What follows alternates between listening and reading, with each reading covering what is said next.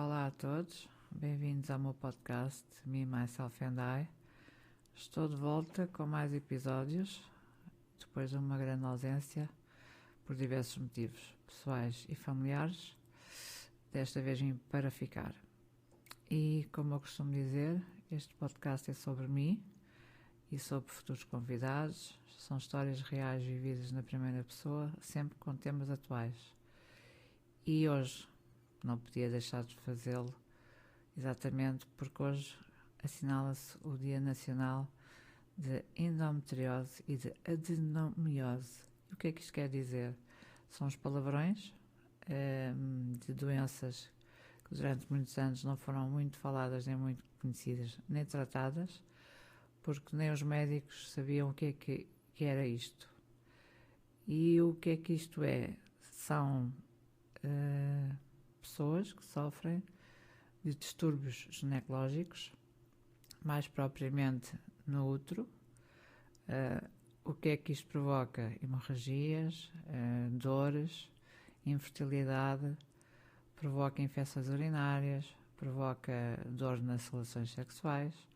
As pessoas acabam por ter diversos sintomas, infecções urinárias recorrentes, muitas vezes não são associadas a estas doenças.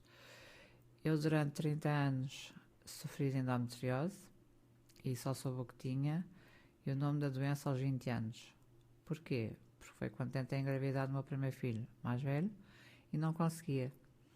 E foi quando mudei de médica ginecologista, porque o médico me seguia há muitos anos, achava que eu não podia ter filhos e que tinha que ser operada. Já na altura me pediam 1000 euros ainda em contos, não é? Que eu achava um absurdo e nunca quis ser operada. Acabei por não fazer nada, tentei fazer a minha vida normal, ia tentando engravidar, até que uma amiga minha me deu o nome de uma médica muito boa, tinha uma clínica dela particular no Restelo, e era uma médica já muito à frente para o seu tempo, porque tinha aparelhos que não se viam cá em Portugal, tinha-se formado na Inglaterra e até já tinha sido diretora da maternidade Alfredo da Costa.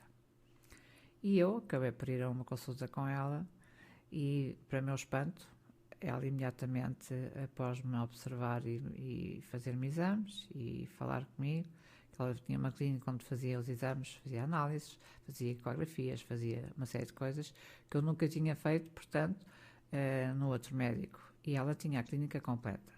Nós entrávamos e fazíamos tudo. Até o primeiro exame aos ossos que eu nunca tinha feito, foi ela que me fez. Densitometria óssea, nunca tinha feito na minha vida, foi a primeira vez que fiz, foi com ela. E achava imensa graça, porque ela era uma médica muito avançada para a época, e quando eu lhe falei do meu problema, que não conseguia engravidar, já não tomava nada, e não passava disto, já lá ia um ano, e ela imediatamente, depois de me observar, disse-me que eu podia engravidar. Tinha dois problemas. Primeiro, sofri de endometriose, causada, portanto, pelo útero, colo do útero, estava sempre inflamado, ou com feridas, ou tinha muitos quistos também, e depois tinha muitas hemorragias e sofria muito na menstruação, desde o primeiro dia. E então ela depois disse-me que eu também tinha uma outra coisa que era o útero retroverso. O que é que isso fazia? Que quando eu estava a ter relações sexuais, o esperma, em vez de entrar para, portanto, para o útero, para o colo do útero, e depois mais tarde ser fecundado por um possível ovário, não, ele saía. E então ela disse-me que eu tinha que tirar da cabeça o stress e os nervos, que não podia engravidar, fazer uma vida normal, relaxar-me, não pensar no assunto, e tinha que ter uma almofada por baixo da parte daqui do rabo, pronto. Quando tivesse a ter relações, tinha que manter naquela posição com a almofada por baixo e tentar até levar um bocado depois o rabo quando acabasse as relações sexuais para o esperma não sair. Então comecei a fazer isso e nunca mais pensei que no stress não podia ter filhos e comecei a fazer uma vida normal e comecei a seguir à risca que ela me disse. O que é certo é que ao fim de uns meses lá ir, eu estava grávida do meu primeiro filho. Portanto, não precisei de ser operada. Porque ao contrário do que o outro médico queria, era ganhar dinheiro à minha conta e sofrimento, porque o primeiro exame que ele me fez sem anestesia, eu saí lá completamente quase de maca, pararam no hospital, com dores horríveis, injetaram imensos líquidos para o útero, para os ovários, com umas seringas enormes, tudo a sangue frio, nem sequer houve cuidado de me dar uma anestesia local, pelo menos. Eu tinha dores horríveis, a minha mãe só perguntava o que é que me tinham feito lá dentro, que eu saía e nem conseguia andar, uma coisa horrível. Fiquei de cama uma semana e a seguir ainda fui para o hospital. Portanto, eram os tratamentos e os exames que se faziam antigamente. Entretanto, tive o meu primeiro filho e a médica disse-me que se eu quisesse ter mais filhos, teria sempre que voltar a fazer as coisas que tinha feito para o primeiro, ou seja, fazer a minha vida normal, não tomava nada, porque eu não engravidava, nunca tomei a pílula, nunca fiz nenhum contraceptivo, fazia uma vida normal e quando queria engravidar tinha que fazer novamente, portanto, aquelas posições e pôr as almofadas e aquilo tudo, para então o esperma não sair. E, entretanto, fui fazendo a minha vida normal, mas claro, sempre a sofrer de endometriose. O que é que eu tinha? A menstruação apareceu-me aos 10 anos, foi quando começou o meu sofrimento, lembro-me como se fosse hoje. Eu vivia em Ceia e ia de férias para Castelo Branco, a terra da minha mãe, com os meus pais e minha irmã, e foi um autêntico pesadelo a viagem toda, porque eu ia morrer de dores. Todos os buracos onde o carro passava era como se me martelassem a barriga. Passei as férias de cama, entretanto, através daquela tal amiga, já tinha conseguido depois, mais tarde, quando tentei engravidar, a minha nova médica, não é? Que foi a minha grande ajuda e que fez tudo por tudo para eu um dia ser operada, que era o que os médicos não queriam fazer. Eu já tinha 3 filhos, pedia aos médicos para ser operada, passava a vida internada, com hemorragias, com anemias. Cheguei a estar internada na passagem de ano, nos meus anos, no Natal, era um suplício completo.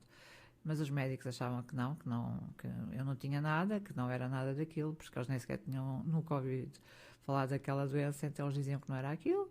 Eu tinha que andar para a frente e tinha que fazer a minha vida normal e pronto, e sofria durante anos de hemorragias, de dores, e os médicos achavam que aquilo era muito normal.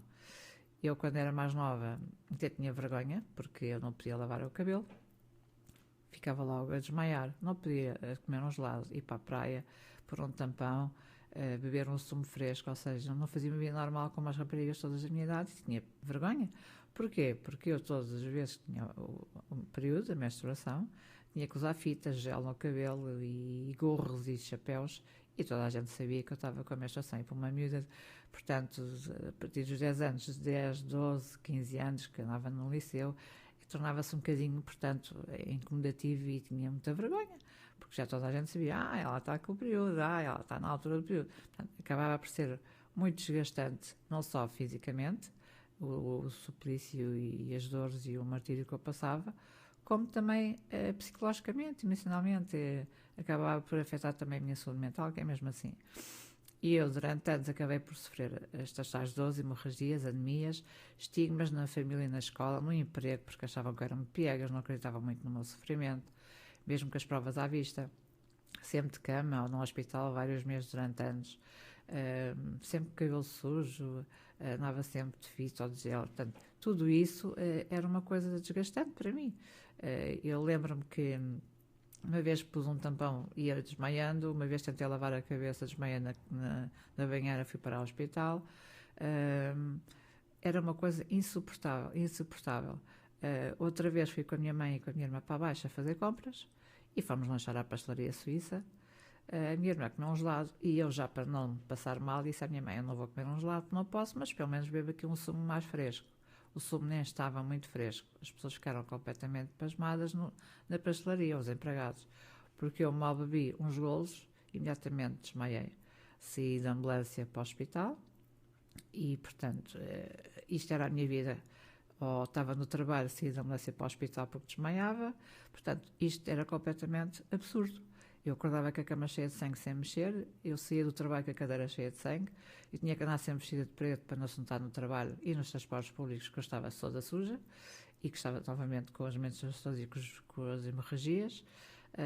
Sofria muito em silêncio e sempre muito envergonhada na escola e no trabalho, Porque lá está, todas as pessoas sabiam quando é que eu tinha a menstruação, o que era uma coisa incrível, quer dizer, eu não podia ter uma vida normal e ter a minha vida particular. Toda a gente tinha que saber o que é que eu tinha, não é? Isto era uma coisa para uma rapariga, para uma mulher que não era saudável em todos os aspectos.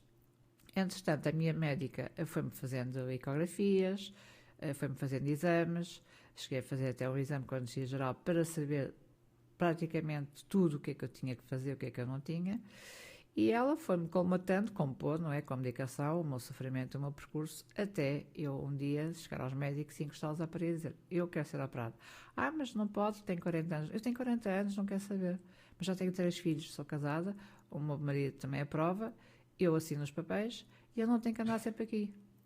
Ah, mas não pode, as leis não permitem, ainda é muito nova, pode vir a querer ter filhos, pode vir a divorciar e querer ter filhos com outras pessoas. Disse, mas disparate. Não, eu quero ser operada. Eu já andava a ser seguida no Hospital São Francisco Xavier também, nas consultas externas, até que consegui arranjar lá um médico muito simpático, que começou a querer mais estar inteirado dentro do meu caso e achava que realmente isto já era um percurso muito, muito grave e eu andar sempre com dores e hemorragias, sempre a ser internado. Ele disse, não, eu vou ajudá-la. Então, lá com a ajuda desse médico, consegui, entretanto, que ele começasse a me encaminhar lá para as operações e falar com outras equipas médicas. Eu tinha sofrimento e diagnóstico e no hospital não me operava, era surreal, quer dizer, isto não era normal. E eu, por ter sofrido tanto e durante tantos anos, eu só dizia, deve haver imensas mulheres como eu, que não têm a sorte que eu tive de ter a minha médica, que era uma médica já muito evoluída e que sempre me quis ajudar e que me foi tratando conforme pôde, não é? Além dos médicos que eu tinha no hospital, mas esta médica foi praticamente a pessoa que me ajudou mais, porque tratava-me das dores, das hemorragias, ia-me fazendo exames, ia-me seguindo mais até do que o próprio hospital. E ao fim e ao cabo só ia ao hospital, mais uma vez para ser visto, e eles saberem que eu estava com hemorragia e com dores. E tinha feridas no colo do útero, tinha quistos que rebentavam. Uma vez estava a almoçar, trabalhava na IBM, como secretária-chefe secretária, estava a almoçar com engenheiros, com doutores e com colegas minhas, capaz me esqueço, num restaurante chinês em Alvalade, e estávamos na parte da cave do restaurante, era um almoço de empresa, eu fui à casa de banho, e não havia meio de voltar para a mesa, e as minhas colegas começaram a achar que eu me distrai. Então, mas a Teresa nunca mais veio na casa de banho, o que é que se passa? Quando foram dar para mim, eu estava desmaiada no meio do chão, nitidamente desmaiada. Essa minha colega tinha os primeiros corros, começou-me a palpar o pulso, não apalpava o pulso, portanto eu já tinha as duas tensões a juntarem, eu estava mesmo a passar para aquele lado. Fui na ambulância, mais uma vez para o Hospital Santa Maria, desta vez.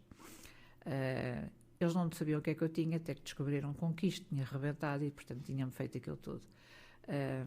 E isto era a minha vida, passava a vida a ir de ambulância no meio de restaurantes, no meio de cafés, quer dizer, isto era uma coisa que não fazia sentido nenhum. E eu andava completamente revoltada, porque eu queria ser operada e eles não me queriam operar. Pronto, até que, entretanto, lá consegui, um belo dia, ser chamada para ser operada, tiraram-me o útero, não me tiraram os ovários, porque lá está, diziam que eu ainda era nova. O meu organismo fez uma coisa que não é normal, os médicos ficavam fascinados, ou seja, eu não entrei em menopausa precoce como era suposto, aos 40 anos, porque o meu organismo foi fazendo novamente, portanto, o ciclo todo, como se fosse a menstruação. Os meus ovários trabalharam sempre e eu, quando ia fazer exames e ecografias, eles, fascinados, mostravam como se estivessem a mostrar um filho. Ah, já viu aqui? Ai, que fascinante. Você continua a fazer tudo como se estivesse com o útero e a menstruação e os seus ovários estão a trabalhar. Portanto, você não tem nada de menopausa e vai ser até uma menopausa mais adiante, porque os seus ovários estão a trabalhar. E assim foi. Os meus ovários trabalharam até agora, portanto, agora é que secaram. Acabei por depois ser operada, ainda tive algumas complicações no pós-operatório, porque fui operada de barriga aberta. Tive aqui umas complicações nos pontos e na recuperação, foi complicada. Tive um mês internado e vários meses em casa. Mas pronto, quando finalmente comecei a fazer a minha vida normal, eu senti que renasci. Porquê? Porque eu só dizia assim, ai, finalmente estou a fazer uma vida normal.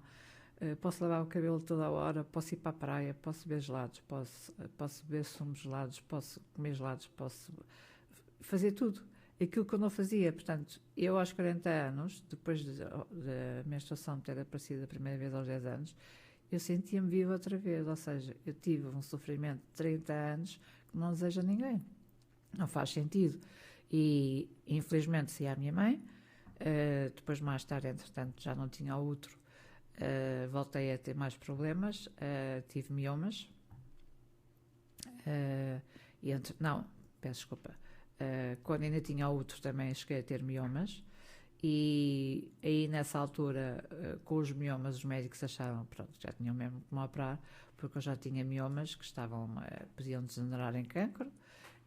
Andava sempre muito inchada, depois estava grávida, e aí eles começaram a perceber, não, ela já está aqui com mais problemas, vamos ter mesmo que operar. Então tiraram-me 2 miomas enormes, tiraram-me o útero nessa altura, e foi quando eu, entretanto, fiquei com os ovários.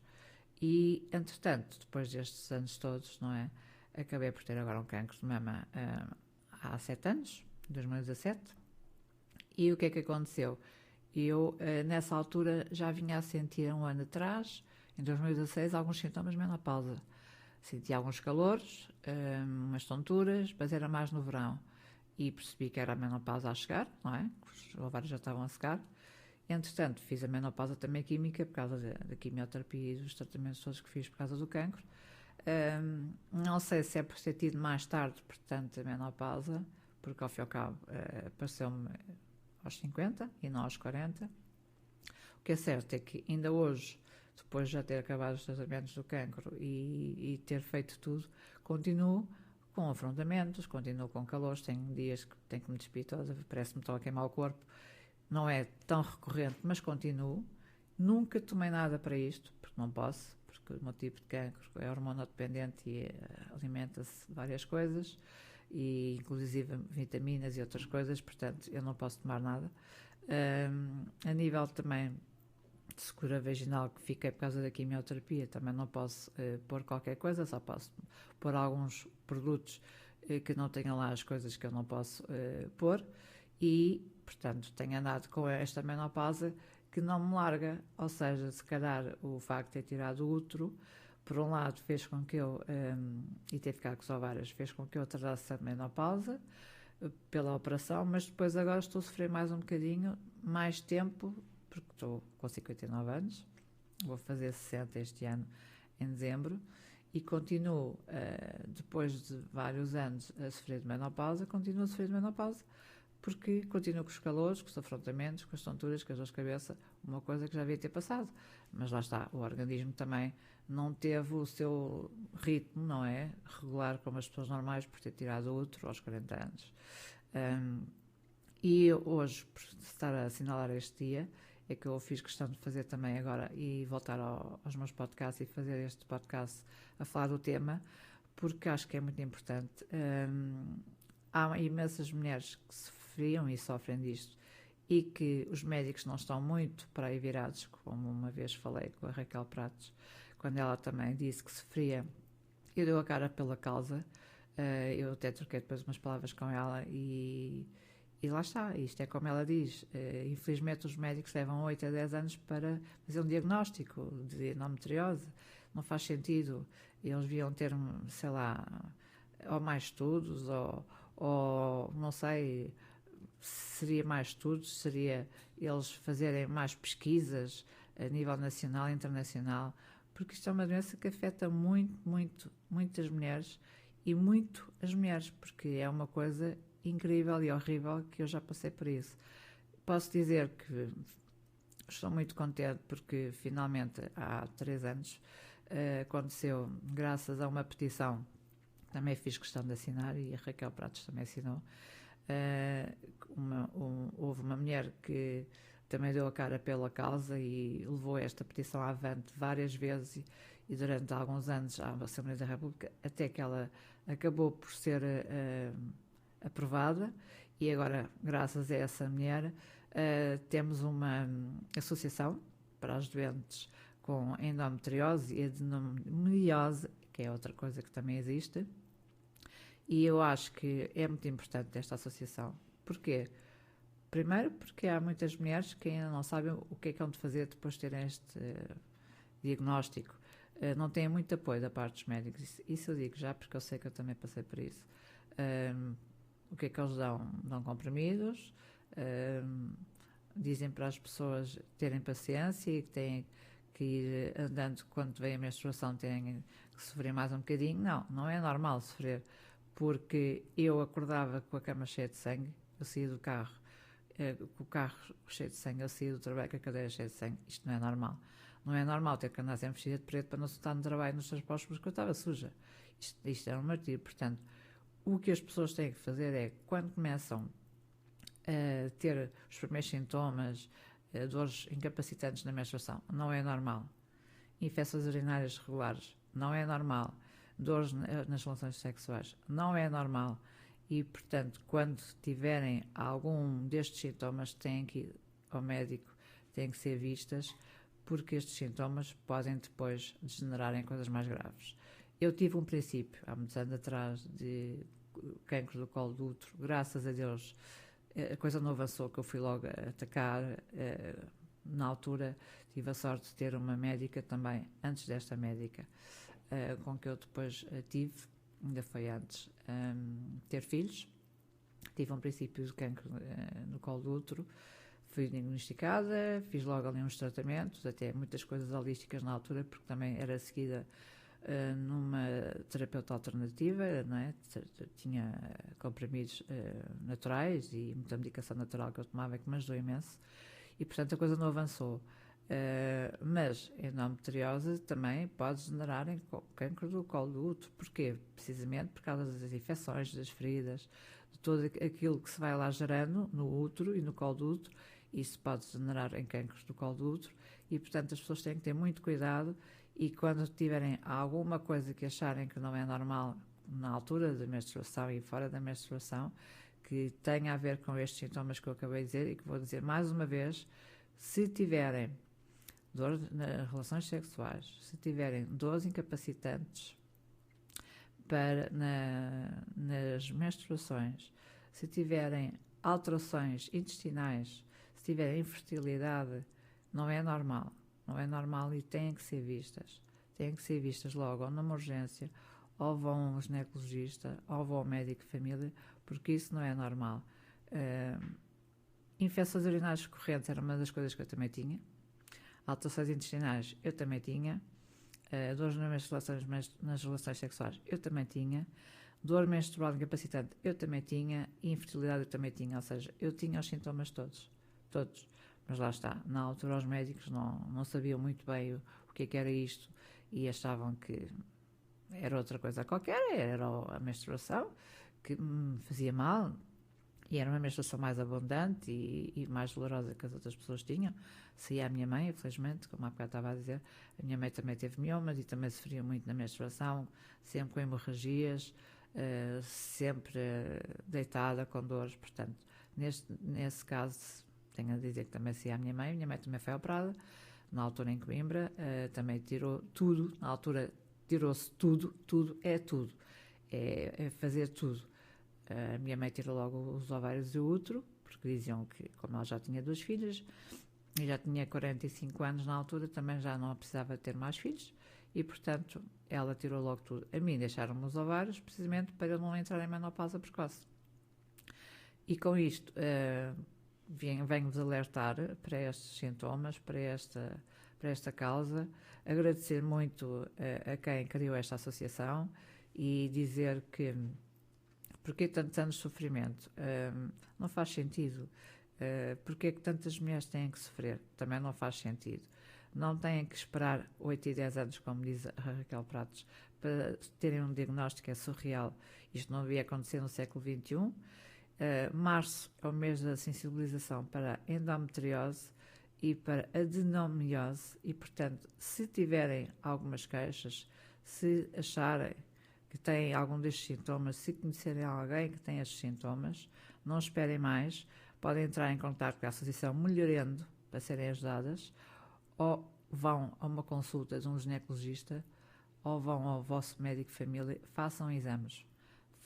Façam ecografias, análises, sejam vistas, porque podem também estar a salvar a vossa vida e terem uma vida mais normal e mais saudável.